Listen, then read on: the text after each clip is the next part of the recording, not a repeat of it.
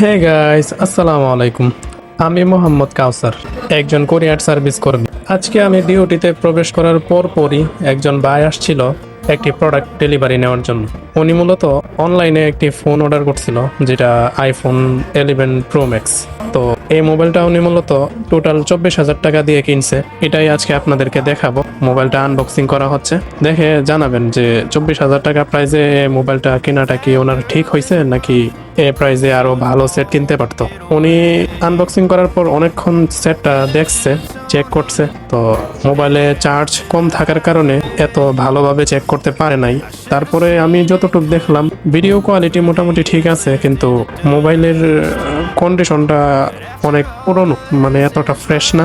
বিভিন্ন দিক দিয়ে দাগ আছে, স্ক্র্যাচ আছে, তারপরে আবার সাইড দিয়ে মায়ের খাওয়ার মতো অবস্থা, মায়ের খায়া আছে এরকম অবস্থা আর কি। সবকিছু মিলায় আমার কাছে মনে হয়েছে 24,000 টাকা প্রাইসে উনি আর একটু ভালো ফোন নিতে পারতো। তারপরেও ওনার ইচ্ছা, ওনার টাকা দিয়ে উনি কিনছে, তো ভালোভাবে চেক করতে পারে নাই। দেখা যাক পরবর্তীতে বাসায় নিয়ে এমন ওই চার্জ দিয়ে চেক করব। আশা করি মোবাইলটা ব্যবহার করে উনি কমফোর্ট ফিল করবেন, বাকিটা আল্লাহর ইচ্ছা। তো আজকে এই পর্যন্তই। ভিডিওটা ভালো লেগে থাকলে লাইক করে দেন, এবং এরকম ভিডিও দেখতে আপনাদের ভালো লাগলে চ্যানেলটাকে সাবস্ক্রাইব এবং পেজটাকে ফলো করে দেন।